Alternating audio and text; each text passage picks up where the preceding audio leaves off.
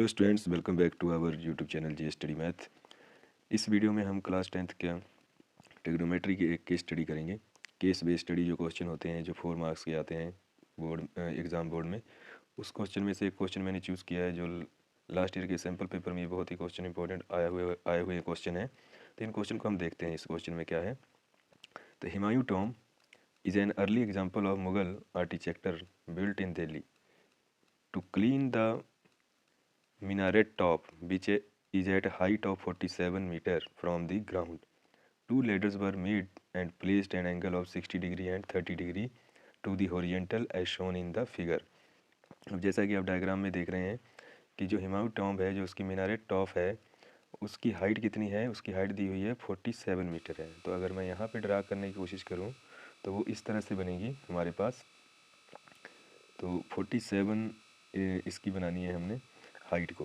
तो यहाँ से देखो ऐसे ड्रा कर लेते हैं, चलो इसको। तो ये बन गया हमारे पास। सपोज करो कि हमारे पास कितनी है, 47 मीटर है। ये कितनी है, 47 मीटर। अब उसके बाद देखो सुनिए, दो लेडर लगा रखी हैं।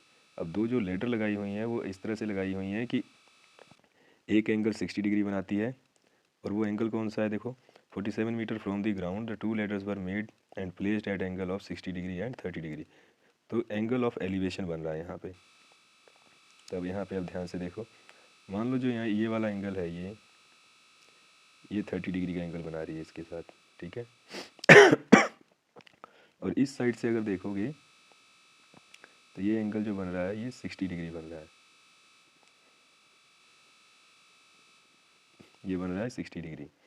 इसको हम ऐसे अगर इसके बेस के साथ अटैच करते हैं तो यहाँ पे देखो एंगल आपको क्लियरली दिखाई देंगे।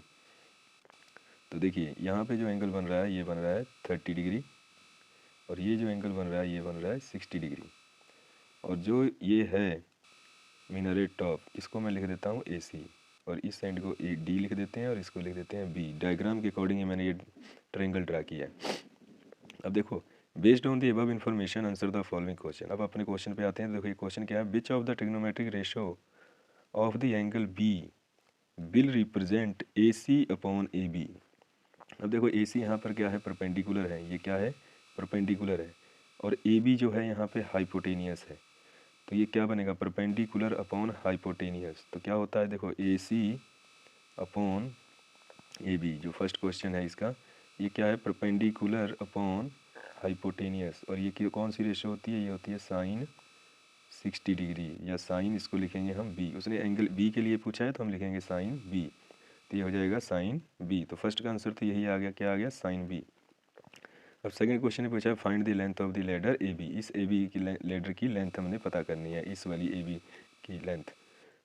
तो इसको हम कैसे पता कर सकते हैं, देखो तो देखो क्या करेंगे, यहाँ पे लिखेंगे AC upon AB is equal to sine B। और साइन B एंगल हमारे पास कितना था, 60 डिग्री।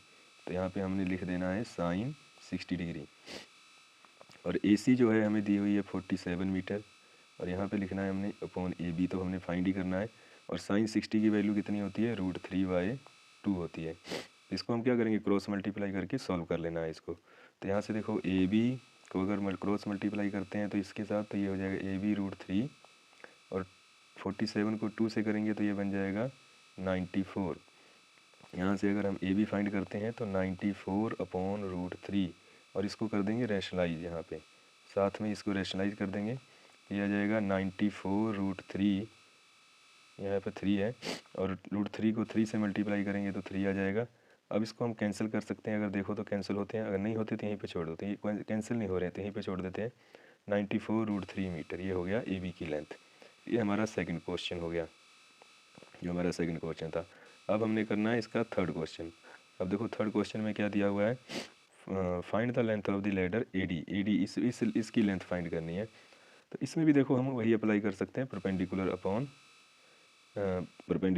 हाइपोटेनियस। तो परपेंडिकुलर अपॉन हाइपोटेनियस देखो इसमें भी अप्लाई करेंगे। तो यहाँ पे लिख लेते हैं इन ट्रायंगल ADC, ठीक है, परपेंडिकुलर अपॉन हाइपोटेनियस। तो AC अपॉन AD, और ये हो जाएगा साइन 30 डिग्री। और साइन 30 की जो वैल्यू होती है वो होती है 1/√3 कितनी होती है, साइन 30 की वैल्यू होती है 1/2, ये होती है 1/2। और ए सी हमारे पास 47 है और ए डी हमने फाइंड करना है, तो क्रॉस मल्टीप्लाई करेंगे तो A D is equal to 47 से मल्टीप्लाई 94 मीटर।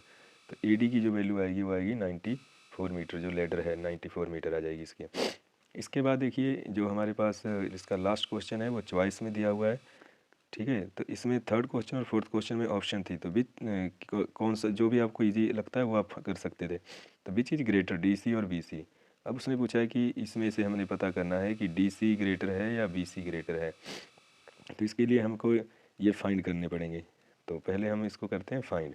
तो पहले in triangle A D C में यूज़ करेंगे कॉन्सेप्ट को और फाइंड कर लेंगे, ठीक है। तो देखो इसमें क्या है, थर्ड का जो चॉइस वाला पार्ट है, कौन सा पार्ट है ये, चॉइस पार्ट है जो, ठीक है। तो देखो in triangle A D C, अब देखो जो ट्रायंगल थी इस तरह से थी ए डी सी, तो मैं अलग अलग कर देता हूँ। ये हमारे पास ए सी है और ये डी है, और यहाँ पर एंगल कितना है, यहाँ पर एंगल जो था, यहाँ पर एंगल 30 डिग्री था। इसको कैंसिल कर देते हैं और यहाँ पर लिखते हैं एंगल 30 डिग्री। अब देखो हमने ये डी सी फाइंड करना है, तो ये हमारे पास 47 मीटर है। तो 47 अपॉन डी सी यानी कि परपेंडिकुलर अपॉन बेस, ये हो जाएगा 10 30 डिग्री के इक्वल। 10 30 की वैल्यू होती है 1/√3, क्रॉस मल्टीप्लाई करेंगे तो D C is equal to क्या आएगा 47√3 मीटर।